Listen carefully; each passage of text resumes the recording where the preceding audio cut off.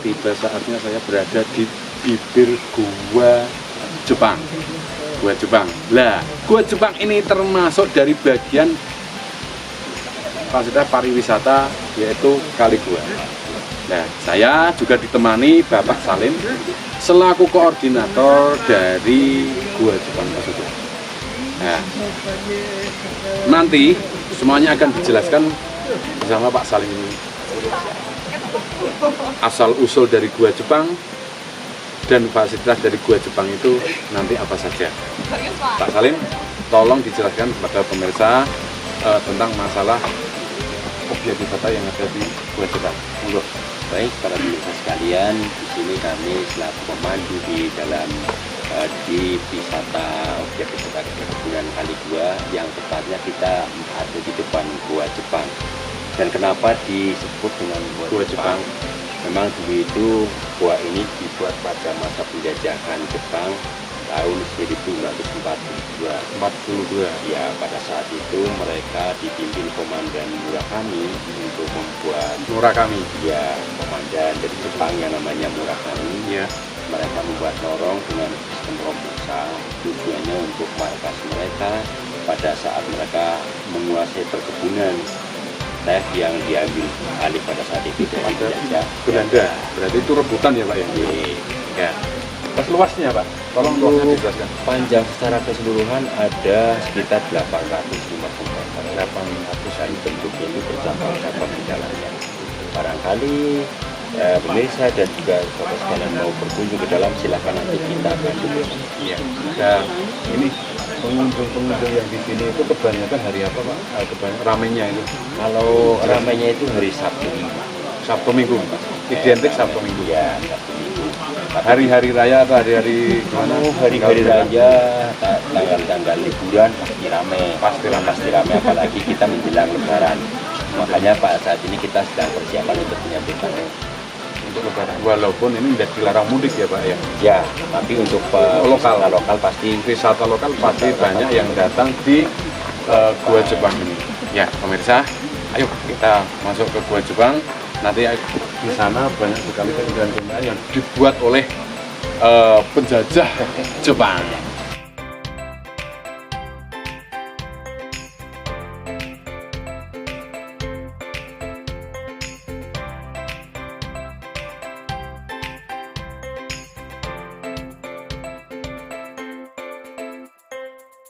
berkunjung juga tidak sampai 4 kali itu. Padahal pas sebenarnya pas belum muncul. Ini ruang Lokasi luar biasa. ruang pembicaraan. Tolong diambil dari sana Mas. Iya dijelaskan. Ya, untuk ruang penyiksaan ini dulu memang ceritanya digunakan oleh orang-orang Jepang untuk berbagai romusa. Jadi romusa yang belot di apa itu disiksa di sini. Dalam lorong sini. Padahal terus untuk mungkin kan ada yang mati atau enggak ya mungkin ya. Itu apakah ya ada bekas-bekas dibuang di sini atau enggak Pak? Kalau dulu memang sekitar tahun 82 kalau nggak salah kan kita coba pertama masuk awalnya gitu. 82 toh ini ketemunya 82. Kalau ditemukannya memang udah tertutup sejak ditinggal tentara Jepang pada tahun 45. Tetap terbuka, cuman jalan rumput lah di depannya gitu, nggak terlalu Ya belum tetap masih ada pengelolaan gitu ya. Jadi sekitar tahun 80-an dicoba masuk buat untuk barangkali masih ada Peninggalan-peninggalan. gitu, ternyata sudah nggak ada. Tapi memang sempat di situ kan ada semacam anjarum mengandung kepala kecil. Kelihatan di situ memang ada bekas Kepala manusia ya. Makanya setelah kita simpulkan, kita tanya sama orang-orang yang jadi romusa, ternyata di sini dulu merupakan bekas luar biasa. Cukup kejam luar biasa penjajah itu guys. Jadi ini keterangan-keterangan yang menarik sekali di Gua Jepang. Jadi untuk perebutan kekuasaan, perebutan dari Belanda dan Jepang. Ini kan Belanda dan Jepang nih Pak, bukan Indonesia. Kedudukan dari Belanda atau dikuasai Jepang maksudnya seperti itu toh. Terus dibuat terjadinya gua di sini. Terjadinya gua ini karena awalnya memang ada perkebunan teh. Perkebunan teh. dari bidik kan dari Jepang itu ada perkebunan teh, tapi lambat laut Jepang dibombardir oleh Sekutu kan, Ya, itu ceritanya seperti itu. Ceritanya gitu. Ya, oke. 45 mereka keluar karena Hiroshima Nagasaki. Terus yang mana lagi Pak? Yang menarik Pak? Ya kita nanti ke bekas gudang senjata, terus kita masuk ke ruang sidang. Oh, iya. Juga di sana tempat beribadah atau musyola sebetulnya ada di sana nanti. Oh ada? Ada. Ya monggo. Tak sih terus lah. Tak sih terus. Ya terus aja.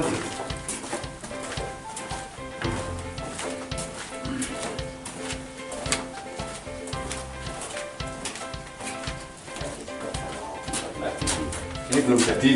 Sebetulnya sudah jadi, cuma karena kita belum pasang lampu. Oh, Kemarin nanti belum kita sempat.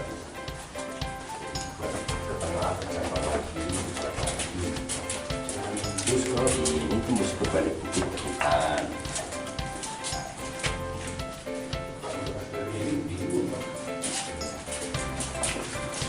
Juga dulu kita pernah juga pakai tali.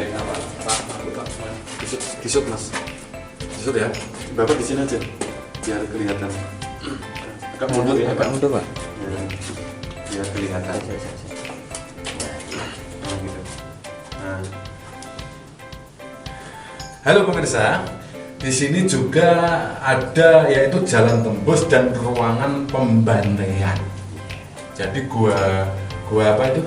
Gua Jepang ini dulu memang dibuat untuk istilahnya ruang-ruang dari ruang pembantaian, ruang jalan dan ada jalan tembus, terus ada ruang penyiksaan dan segala macam. Nah ini contohnya ini di belakang saya itu ruang pembantaian. Ini ruang pembantaian dari dulu warga Romusa yang dijadikan Romusa. Jadi entah di pistol, entah di bedil. Nah terus mungkin dari itu mereka-mereka yang membangkang sebagai pekerja jadi Romusa itu tadi. Ya. Itu juga dulu ceritanya kenapa kok kita ambil replikanya ini cuma 2 orang. Memang menurut sejarah bahwa warga orang Jepang ini cerita bahwa dulu awalnya memang orang-orang yang dibantai ini juga ada yang disuruh mikuli peti di dalam. Mikuli peti gitu.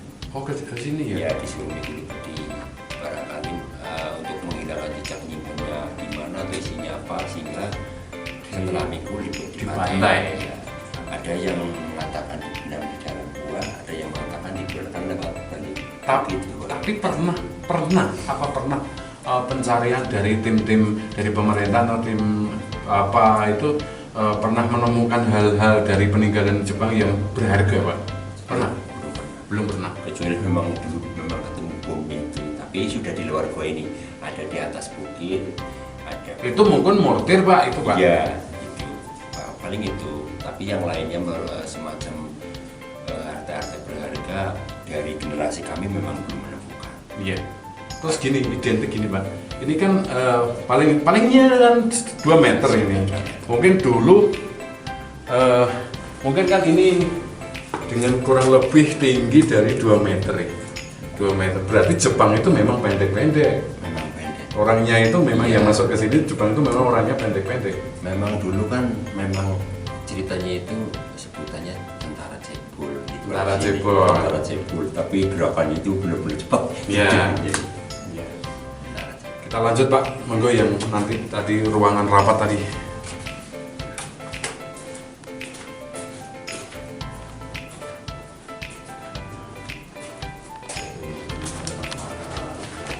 Ini ruangnya, Ini jalan ruang.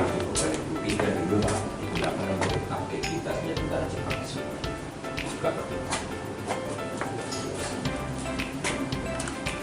Ini jalan. Halo guys, ayo. Udah. Berlep Pak. Jelaskan saja. Halo guys, ini jalan menuju keluarnya Jepang. Keluarnya tentara-tentara Jepang. Aktivitas-aktivitas tentara Jepang menuju ke sungai. Jadi tadi yang di sana tadi kan pintu masuk, nah di sini ada pintu, istilahnya pintu juga pintu keluar, juga pintu belakang, juga pintu untuk aktivitas dari tentara Jepang pergi ke sungai. Kita lanjut yuk.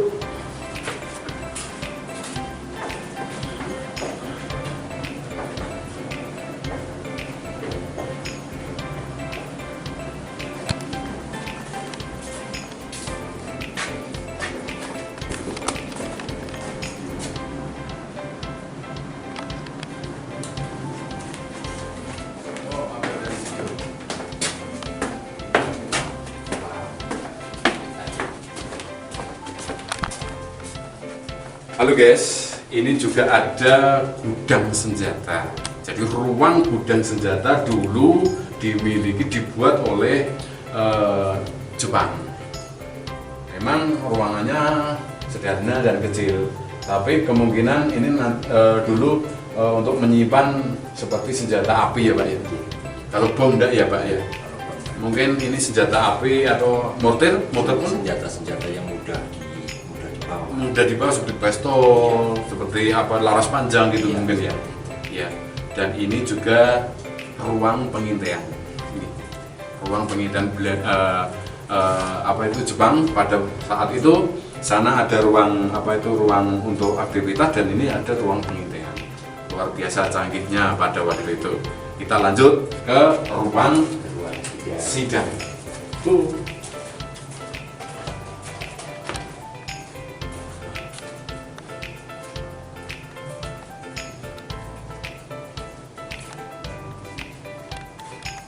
Gila. Yuk.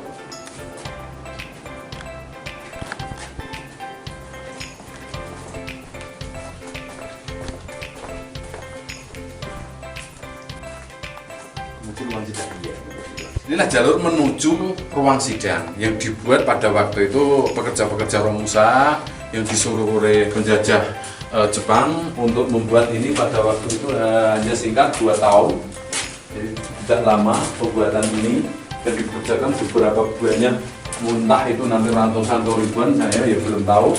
Mungkin ya itu dengan sesingkat tahun itu ini karena agak luas, agak panjang, mungkin ya ini yang membuat dari para Romusa tadi mungkin itu sudah ribuan ya Pak ya?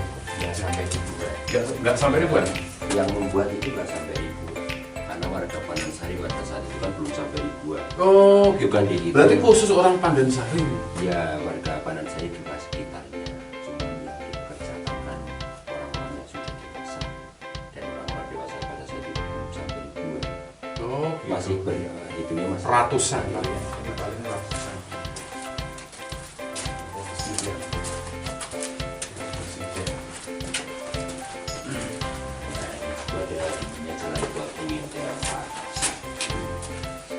Berarti ada jalan pengintaian ke atas ini ada jalan pengintaian ke atas gunung, ke atas gunung.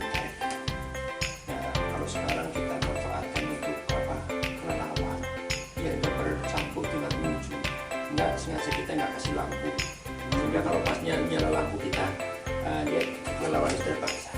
Ini ada bekas apa ya Pak? Mungkin yang dari kelelawar tersebut ya. Ini terus karena ke ruang sidang kan? Ruang sidang.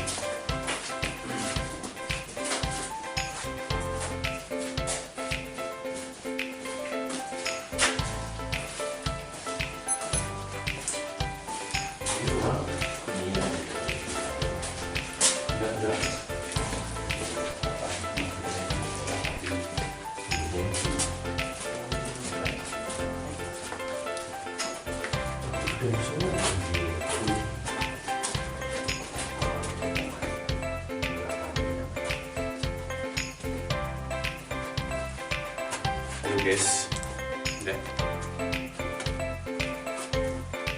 di sini aja. Ini bukan berarti untuk sidang orang yang semacam Romusa saran, bukan. Sebetulnya lebih ke ruang meeting kan, ruang saat mereka itu untuk mengatur strategi perang atau kepemilikan penguasaan tertentu. Itu strategis ya. Iya. Strategi dalam arti kita dari penjajah Jepang tadi untuk perebutan kebun itu Ya, mensiasatkan pengaturan di sini. Ya ini Pak, saya tanya, kok ada istilahnya musola? oh, Nah dulu itu apakah Jepang itu kan agamanya Islam atau gimana itu? bukan. Ini apa untuk musola ini? Ini ceritanya memang kalau kita mengatakan musola itu aneh kan ya. Jepang ada musolanya. Iya. Ini adalah karya orang-orang putih yang jadi Romusa, bahwa pada saat itu kan selama kurang lebih 2 tahun beliau dijadikan sebagai Romusa dan lama-lama tahu maksudnya seandainya tentara Jepang menang, jadi lorong ini di samping awal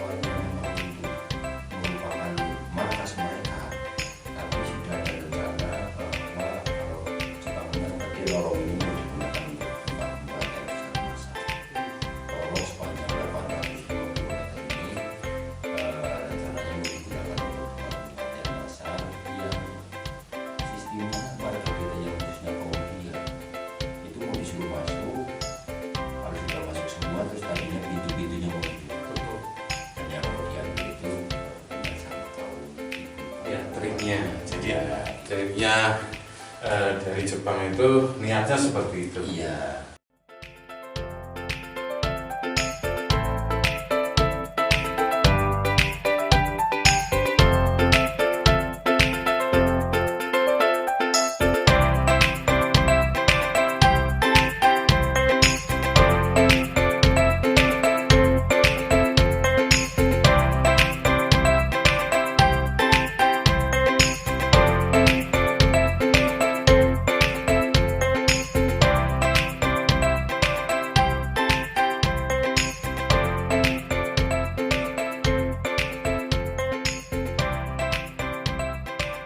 Halo pemirsa, tuntas sudah dari jelajah gua Jepang tadi. Tadi sudah ditemani Bapak Salim dari beragam macam dari tentang apa itu dibuatnya pintu-pintu atau tempat-tempat persinggahan dari penjajahan Jepang, tidak lain hanyalah dipekerjakan dari pekerja kita, orang pribumi, yaitu pekerja Romusa. Jadi di sini kesimpulannya semua yang berada di sini, semua wisata-wisata seperti gua Jepang di sini adalah yang dulu dibuat oleh bangsa kita sendiri. Jadi untuk pembelajaran, makanya untuk pembelajar biar kita itu jadi orang-orang pintar, dari orang-orang cerdas, biar tidak dibodohin oleh orang lain.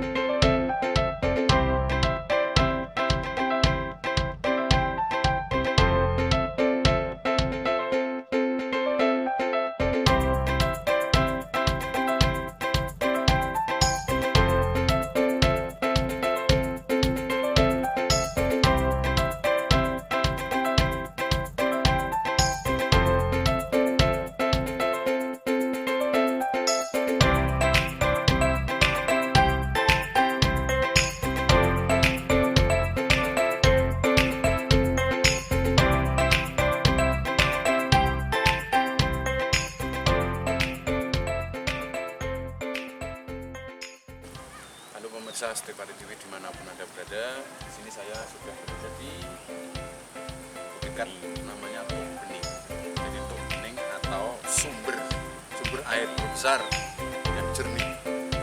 Konon diceritakan bahwa yang menemukan pertama kali adalah Mbah Kalikul. Lebih detailnya nanti saya akan tanya, dan yang menjawab adalah Bapak Salim tadi. Salim, tolong nanti dijelaskan tentang kok bisa ditemukan Tok Bening dan dinamakan Tok Bening atau dinamakan Kali Dua. Itu asal mulanya bagaimana Pak? Tolong dijelaskan kepada pemirsa Stepari ini.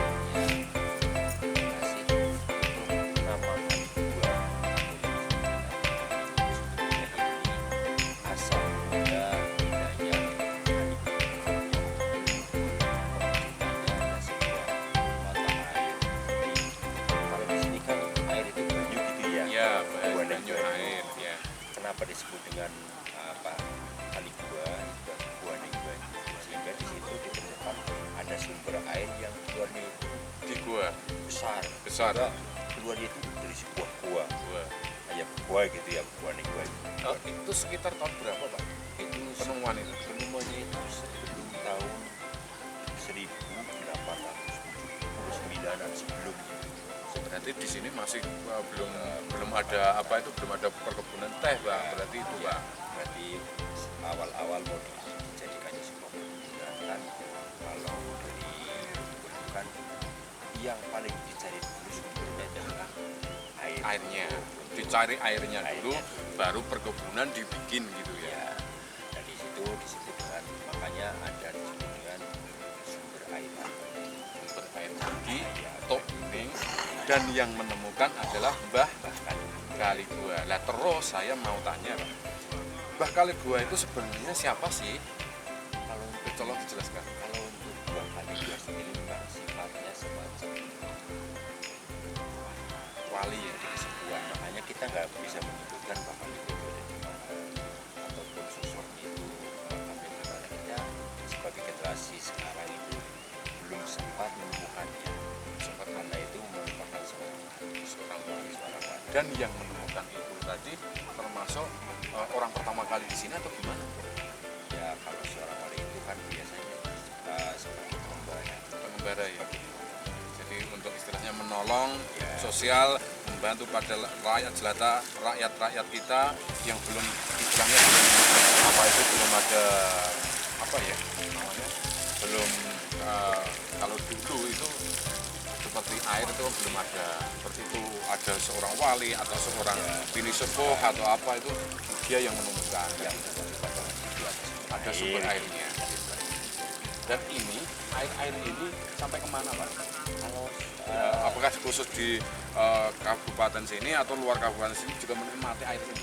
kalau air di sini tuh yang intinya kita gunakan untuk perairan di perkebunan, untuk ke pabrik, juga untuk minum warga, dan ini sisanya. Masuknya ke PDAM? Ya, kita ini sisanya ini kita gunakan untuk kegiatan wisata, terus digunakan juga sebagai air mineral. AMD. Namanya? Air mineralnya namanya air mineral Kali Gua. Kali Gua. Ya, Pengelolaannya? pengelolaannya juga ada di Kali Gua, di PTPN. PTPN yang ada di luar Kali Gua. biasa. Jadi pemirsa, di sini juga tidak hanya untuk sebagai tempat pariwisata, tapi juga untuk produk-produk andalan dari seperti minuman mineral.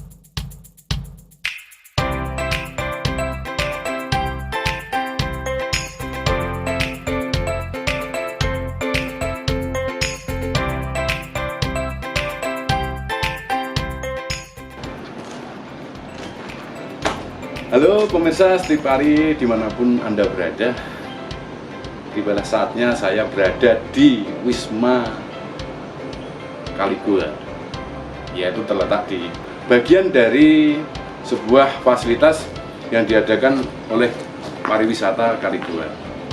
Di sini secara identik juga di ada beberapa wisma dari beberapa macam nama-nama yang sudah dibuat di sini, melainkan adalah untuk menyediakan para pengunjung baik wisatawan asing maupun wisatawan domestik.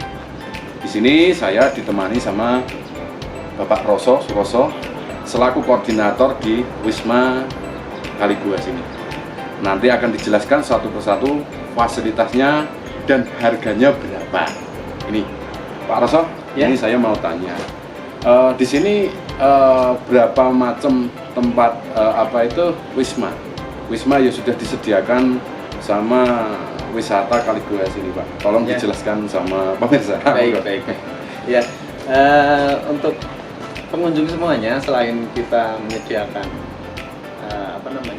pemandangan alam yang begitu indah, kita juga barangkali dari pengunjung ada yang dari jauh dan capek di perjalanan mau bermalam di sini, kita juga sudah sediakan sebenarnya. Dan menikmati keindahannya, baik keindahan di malam hari dengan udara yang begitu dingin, kemudian keindahan alamnya ketika pagi hari kita ke Puncak Saku, itu sudah sangat mengobati ke rasa lelah setelah seharian rutinitas di kantor. Adapun beberapa wisma yang kami tawarkan di sini, ada yang Wisma Dahlia, itu satu rumah isi 3 kamar untuk satu keluarga, itu dibanderol dengan 700.000. Kemudian ada yang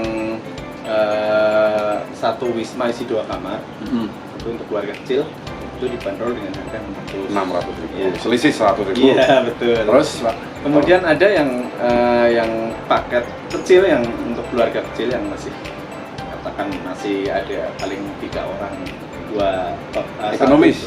Bapak ibu, kemudian 1 anak, itu ada yang ini yang Wisma Mawar itu dibanderol dengan harga 400.000. Selisih lagi. Karena kita menjual view-nya juga, Pak. 400.000. Terus ada berapa? Ini ada berapa tempat, Pak? Ada berapa tempat? Semuanya? Semuanya kalau kita ngitung kamar itu ada sekitar kurang lebih 29 kamar. 29 kamar. Terus gini, saya mau tanya. Ini kalau nanti wisatawan yang datang ke sini itu penuh dan nanti istilahnya dari wisma ini sudah terisi semua. Nanti mau dialihkan ke mana, coba? Kebetulan kita juga kerjasama dengan Pok Darwis, Desa Pandansari. Gitu. Tetangga sebelah. Jadi kita alihkan di situ. Kebetulan di situ ada homestay juga. Jadi kita ada kerjasama yang baik antara Kaligua sama penduduk desa. Sana juga wisma juga. Nah, terima kasih. Jadi gini, Pak, saya di sini kan sebagai untuk istilahnya mengangkat daripada wisata-wisata yang ada di Jawa Tengah. Khususnya memang kita sudah bekerja sama PTPN Negeri, PTPN 9 Jateng. Itu intinya untuk istilah melestarikan budaya dan melestarikan dari wisata-wisata yang ada di Jawa Tengah. Jadi sini semoga nanti kedepannya ini juga ramai. Selesai pandemi ini normal dan istilahnya nanti sudah disahkan oleh pemerintah, nanti sini insya Allah akan penuh. Akan penuh. Dan gini, Pak, mohon maaf sebesar-besarnya. Jadi nanti untuk wisatawan yang datang ke sini ini, saya mau tanya, ini dari domestik atau apa yang banyak itu dari mancanegara, Pak? Untuk saat ini yang datang baru dari domestik. Mancanegara juga sebetulnya ada. Cuma ya tidak begitu sering. Mancanegara ada itu dari Jerman. Malah bermalam di sini 1 bulan. 1 bulan. Booking Wisma 1 bulan dari Jerman. Kemudian dari Cina. Kebetulan kalau dari Cina itu cuma 3 hari nginep di Wisma Mawar ini. Kemudian yang dari Belanda juga ada. Jadi gini, Pak, saya mau tanya juga. Terima kasih. Mau tanya, Dari wisatawan-wisatawan itu hal-hal yang paling menarik di sini itu apanya? Pemandangannya atau wismanya atau view-view istilahnya fasilitas-fasilitas yang sudah disediakan di wisata ini Kali Gua ini. Ya, sebetulnya itu sangat keseluruhannya itu menurut mereka saling mendukung. Baik dari pemandangan alamnya sudah bagus, kemudian dari wismanya juga sejuk, kemudian nggak kalah pentingnya dari keramahan pelayanan di sini. Keramahan pelayanan. Jadi memang istilahnya kita itu sebagai tuan rumah itu harus memberikan yang terbaik. Betul. Memberikan yang terbaik dengan rasa sopan, santun dengan para tamu, mungkin itu yang lebih apa ya dirasakan sama wisatawan-wisatawan yang mau datang ke sini. Betul. Pemirsa Setripari yang ada di rumah, tibalah saatnya kita untuk jelajah wisata yang ada di Kali Gua.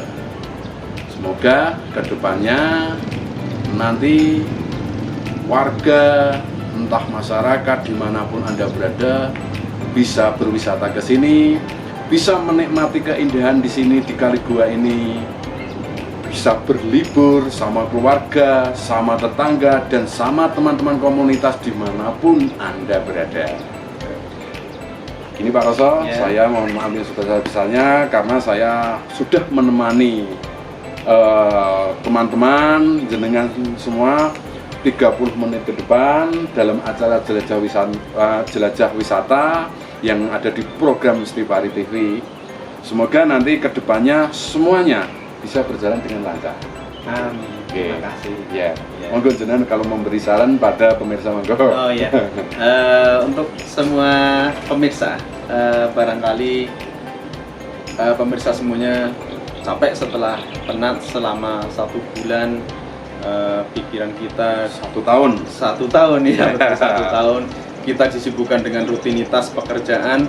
Inilah saatnya untuk pemirsa semuanya untuk bisa merefresh pikiran pemirsa semuanya untuk lebih fresh lagi.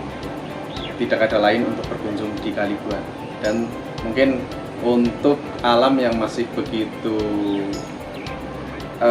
alami dan belum tersentuh oleh bangunan-bangunan yang begitu megah, kemudian udara yang masih begitu segar, belum terkontaminasi, hanya ada di Kali Gua. Silakan untuk pemirsa semuanya untuk berkunjung di Kali Gua, kami tunggu kedatangannya. Dan murah tiket masuknya, Rp20.000.